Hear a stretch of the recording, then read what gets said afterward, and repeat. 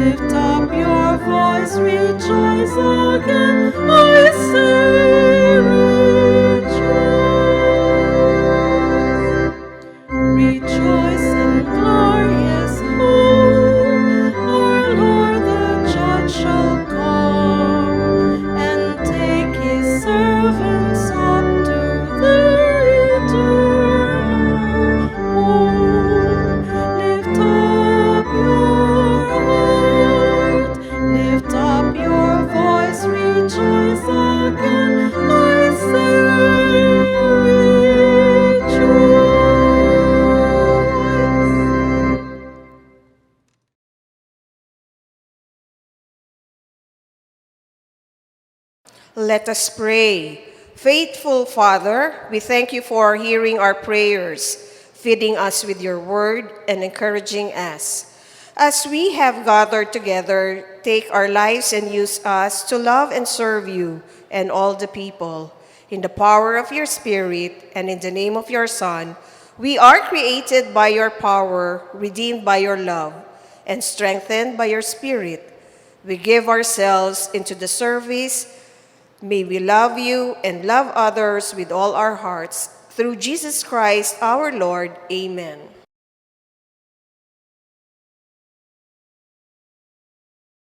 Amen. Purihin natin ang ating Panginoon ngayong umagang ito. Pasalamatan natin siya sa kanyang kabutihan.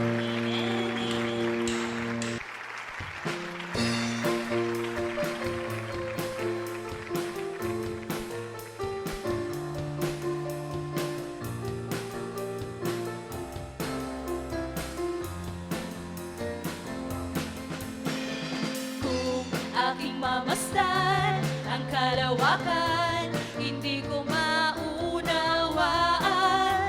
ang iyong dahilan kung bakit ako'y pinili mo't inalagaan. Di ko kayang isipin, hindi ko kayang sukatin ang pag-ibig mo, Jesus, na iyong binigay sa akin. Salamat, salamat, O Jesus, sa pag-ibig mo. Walang ibang nagmahal sa akin ng katulad mo. Salamat, salamat, O Jesus, sa pag-ibig mo. Ako'y masasaya sa piling mo. Kung may pagsubok man o kagipitan, ako ay may lalapitan. Ikaw, Jesus, ang aking sandigan, hindi mo ko pababayaan.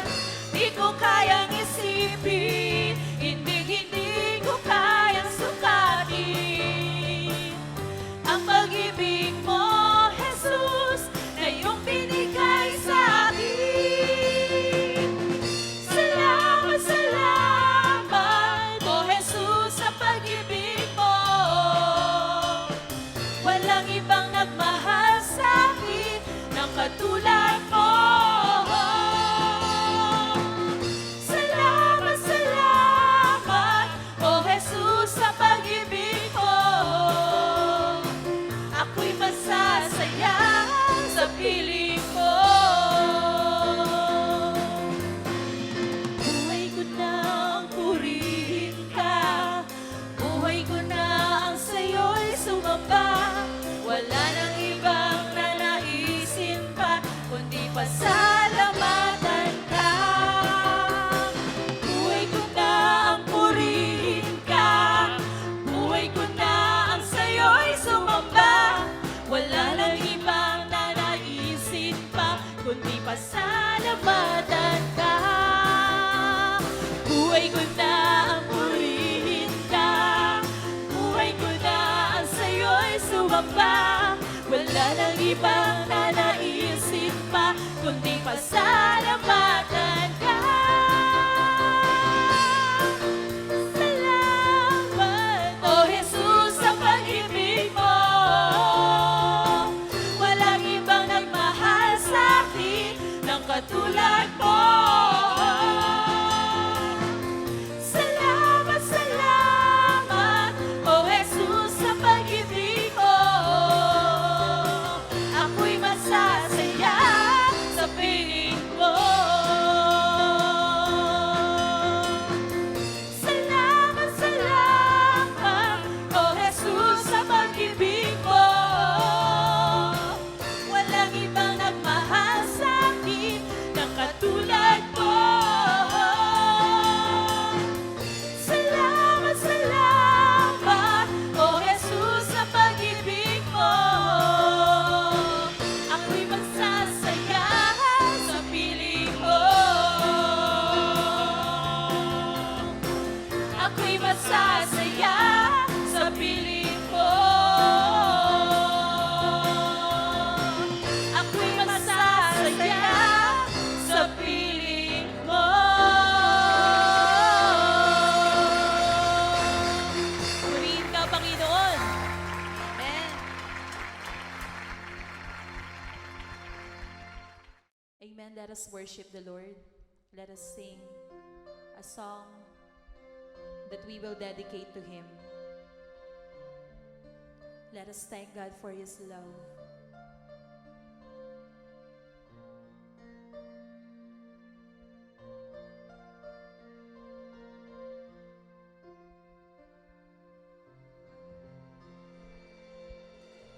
Under your grace, your mercy amazes me. Under your wings, your shadow covers me. Your promise of love, where my heart is safely undone.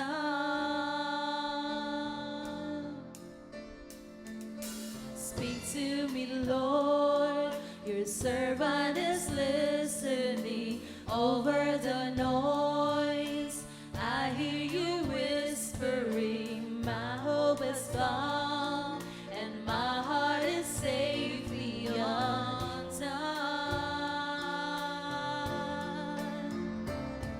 I found my fortress in you when my soul is anchored with you. My resting place is in your name, forever safe. Speak to me, Lord, your servant is listening. Over the noise, I hear you whispering, my hope has come, and my heart is safely undone. I found my fortress in you, and my soul is anchored with you. My resting place is in your name. I found my fortress in you, and my soul is anchored with you. My resting place is in your name, forever safe. Forever safe. Forever safe. Forever safe.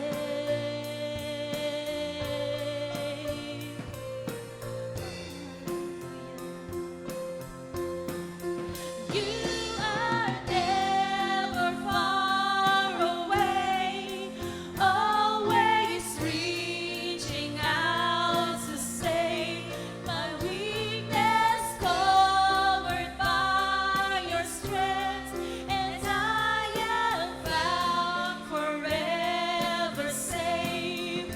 You are never far away, always reaching out to save my weakness, covered by your strength, and I am found forever safe.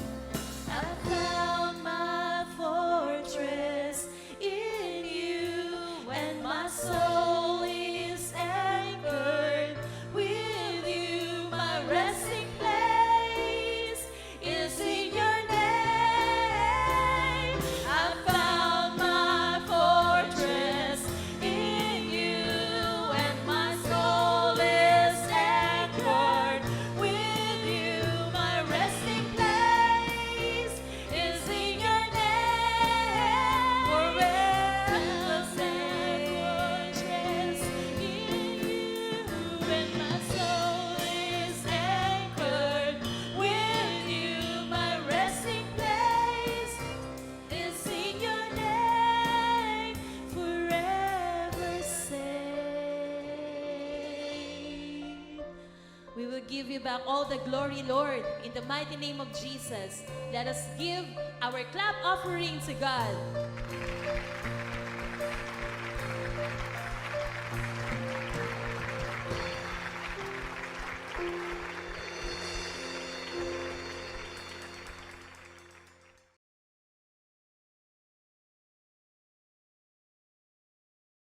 Good morning mga kids! Ngayong umaga ay muli tayong magkakasama para sa ating chapel service.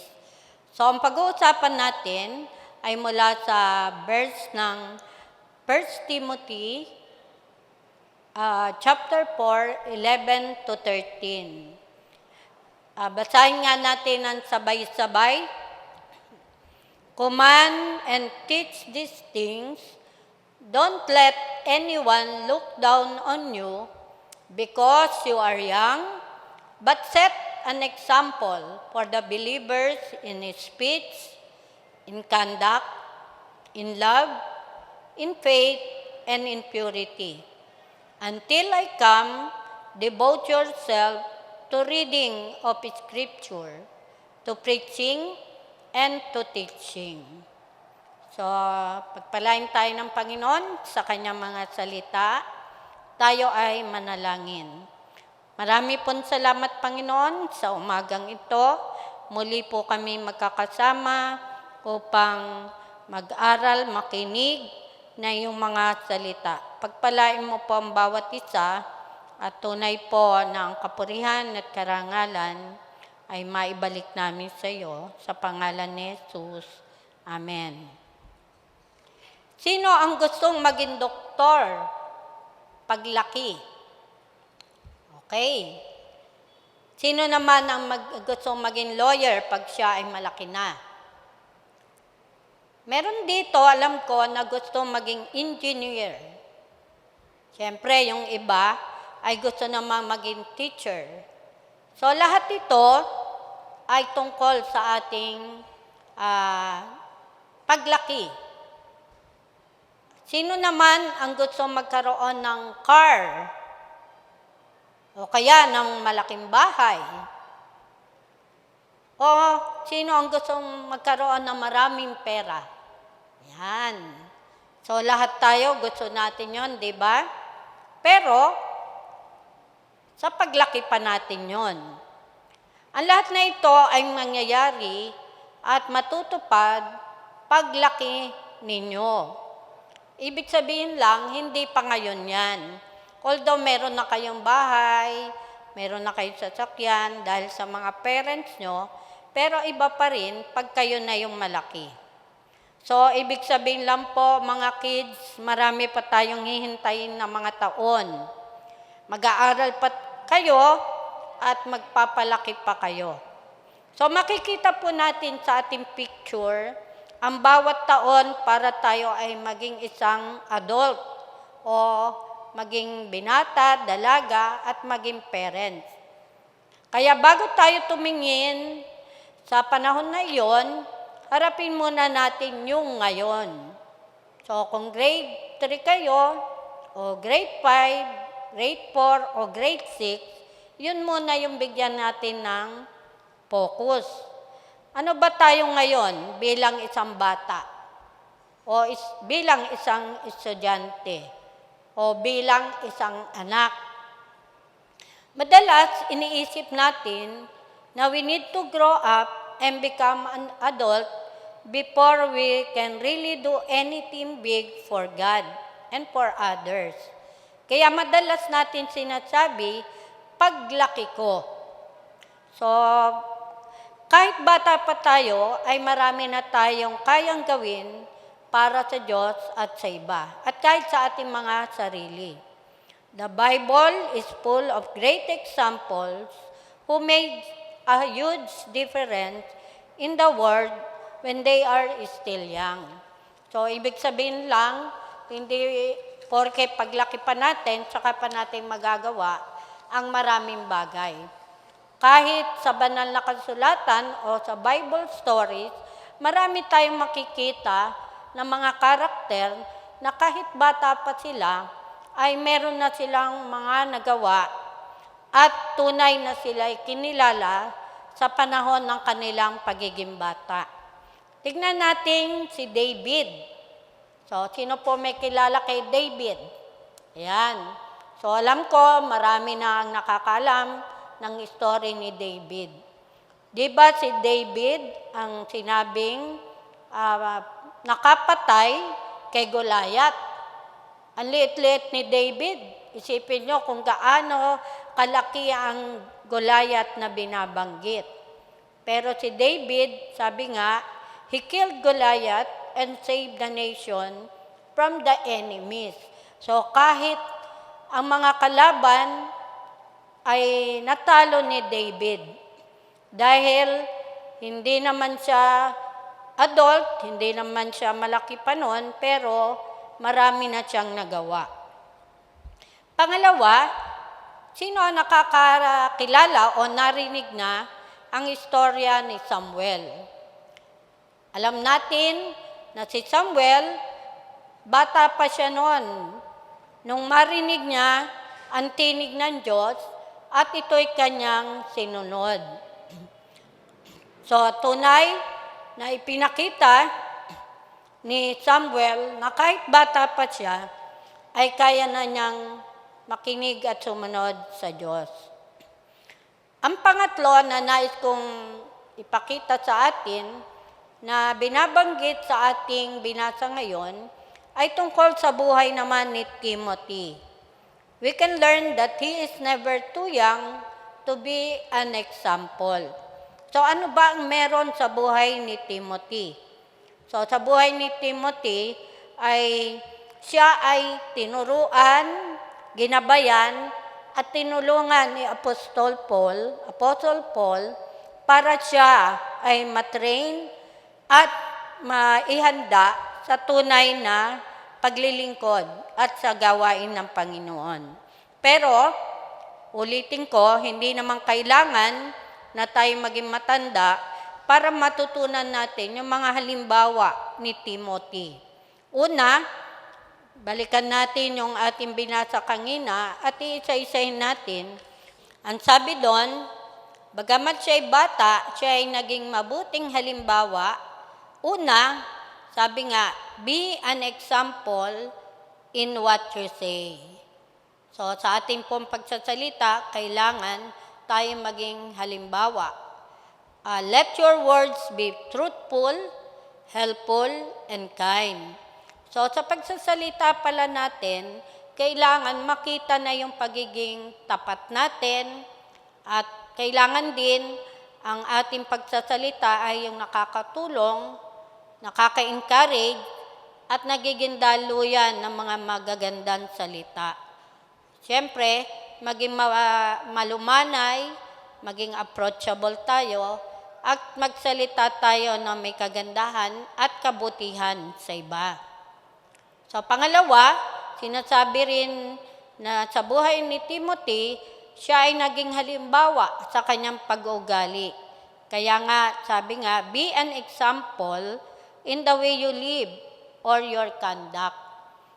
Alam nyo mga kids, minsan sa kilos pa lang natin, ay makikita na kung anong ugali tayo meron. Minsan ay inuutosan tayo mami at daddy, hindi man tayo nagsasalita, pero pwede natin ipakita sa kanya na ayaw natin sumunod sa pamagitan ng pagdadabog, o kaya minsan lagi natin sinasabi, wait lang. Ayan, sino yung ganun sa mga mami at daddy nila? O kaya naman, ayaw kumilos at ayaw sumunod. So, mahalaga na ipakita natin sa ating pagkilos, sa ating pag-uugali, yung halimbawa para tayo ay maging kalugod-lugod at karapat-dapat sa Diyos at sa mga nakakatanda sa atin. Pangatlo, sinabi nga na ang buhay ni Timothy ay naging halimbawa ng pag-ibig. Kaya nga po sabi, be example in love.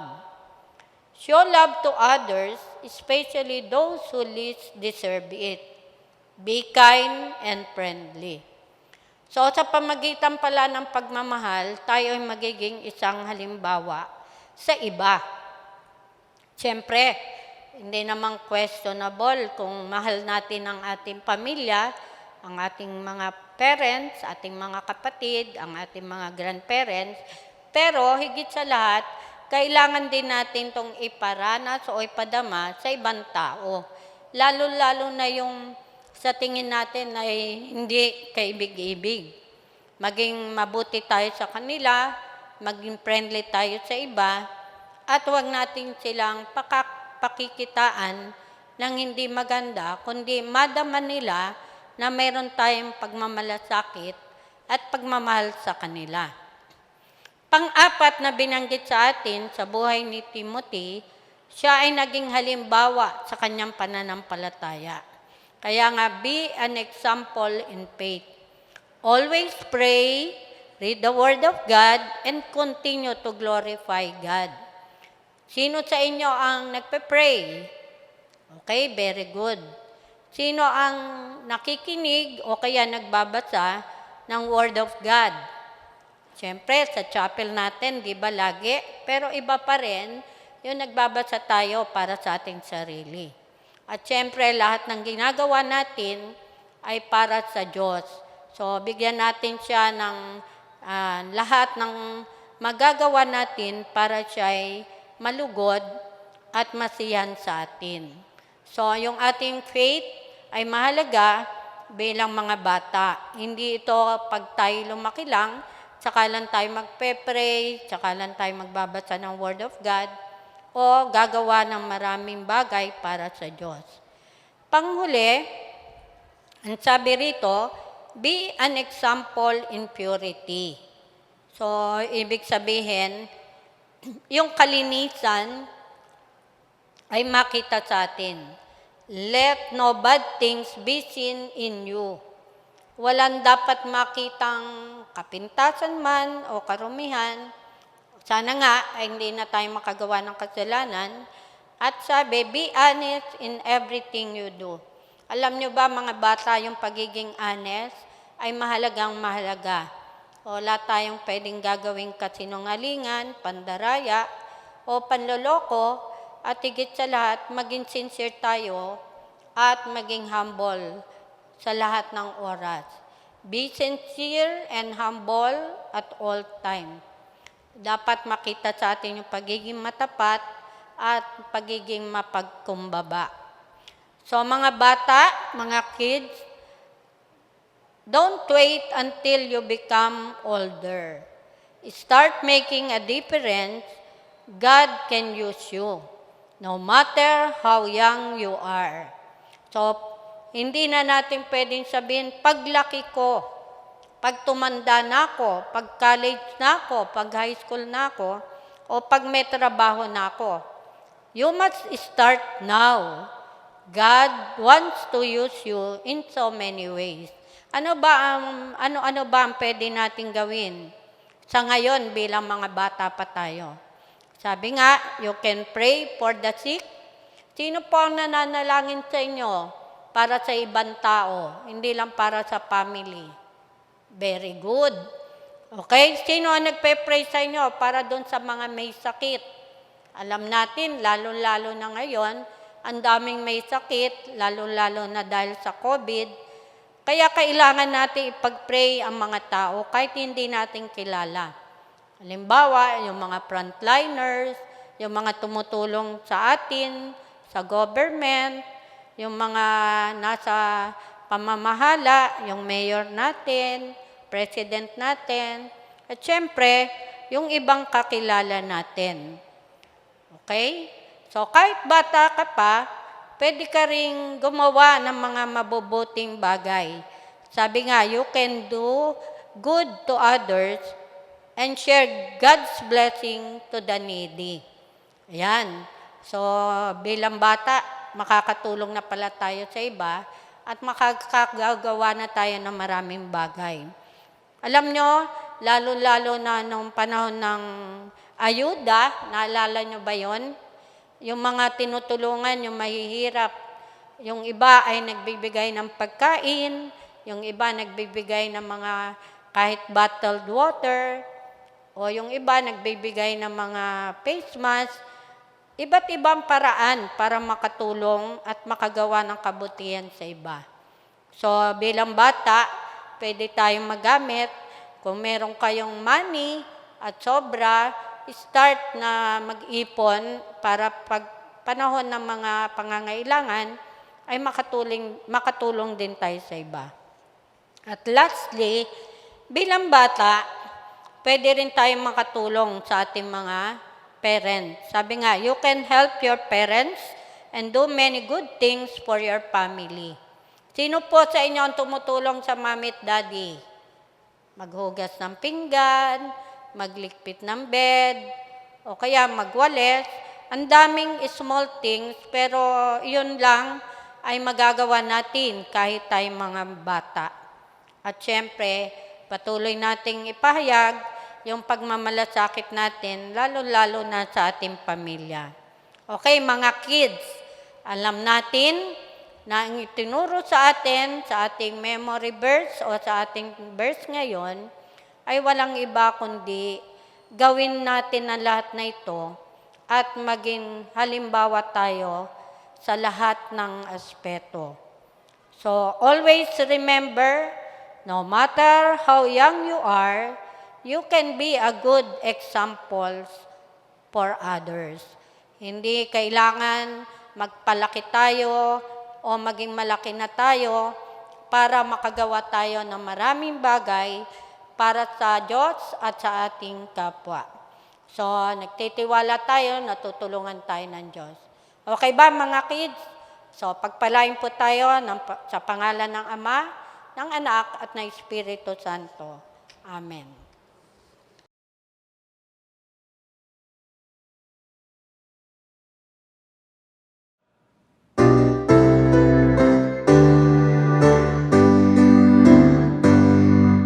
There is a name I love to hear, I love to sing its word. It sounds like music in my ear, the sweetest name on earth. Oh, how I love Jesus. Oh, how I love Jesus. Oh, how I love Jesus, because He first loved me. It tells me of our Savior's love, who died to set me free. It tells me of His precious blood, the sinner's perfect plea. Oh, how I love Jesus. Oh, how I love Jesus. Oh, how I love Jesus, because He first loved me. It tells me what my Father had in store for every day. And though I tread a darksome path, yield sunshine all the way. Oh, how I love Jesus. Oh, how I love Jesus. Oh, how I love Jesus, because He first loved me. It tells of one whose loving heart can feel my deepest woe, who in each sorrow bears a part that none can bear below. Oh, how I love Jesus. Oh, how I love Jesus.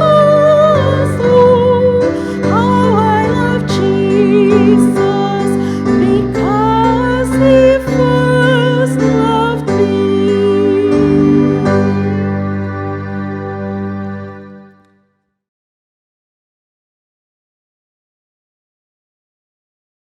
Para sa ating pagtatapos, mga kids, tayo ay mananalangin at hilingin natin sa ating Panginoon o kay Jesus na tayo ay tulungan upang magawa natin yung kanyang kagustuhan, na tayo maging halimbawa para sa Diyos at sa iba at sa mga taong nakapalibot sa atin. Tayo manalangin. Maraming salamat, Panginoon, sa oras na ito. Tunay pupurihin ka at pasalamatan sapagkat ngayong umaga natutunan po namin na bilang mga bata ay mas marami na po kami pwedeng gawin para po kami ay maging halimbawa para sa iba. Samahan mo po kami, Panginoon, na lahat po na yung kalooban na isin sa amin, yung po ang aming magawa at matupad para po sa iyo at sa iyong kapurihan. Tulungan mo po kami, Panginoon, na lagi kaming magsalita na naayon sa iyo, maging sa aming mga iniisip, sa aming ginagawa, makita ka po sa aming mga buhay. Tunay, Panginoon, ang pag-ibig ay lagi pong mahayag para sa iba at ipaglingkod din po namin yung kakayahan namin dapat magawa para sa iba. Higit sa lahat, Panginoon, naisin mo na kami laging makipag-ugnay sa iyo through prayers, magbasa na yung mga salita, at kami ay makita ring halimbawa maging sa loob ng aming mga tahanan. Tunay, Panginoon, ang lahat po na ito ay naisin mo upang kami maging mabubuting mga anak mo at halimbawa para sa iba.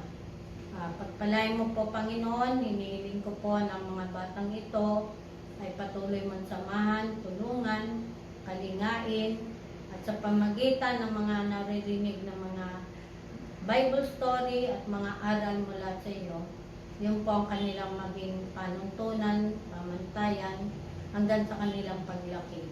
Pagpalain mo po rin ang bawat magulang nila, mga parents nila na patuloy na nagmamahal sa kanila at naggagabay sa kanila. Ang mga teachers, Panginoon, pagpalain mo po upang lalo po nilang may bahagi ang mga karunungan na nagmumula sa iyo. At sa kabuuan po, ang iglesia na patuloy umaalalay sa mga spiritual nilang buhay, pagpalain mo rin po. At tunay, Panginoon, lahat po ng aming natutunan at narinig ngayong magang ito ay makita po sa mga darating na araw upang lalo po namin to matupad at magampanan at makita sa amin ang pagiging tunay na model o example kahit sa aming mga kalagayan bilang mga bata. Ikaw po ang patuloy na mahayag at makita. Marami pong salamat, Panginoon, sa iyo po namin pinagkakatiwala ang lahat na ito at purihin ka po at pasalamatan.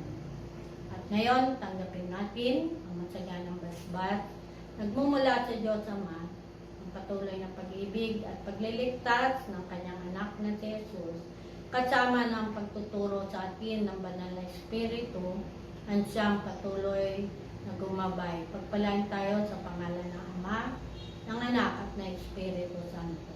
Amen.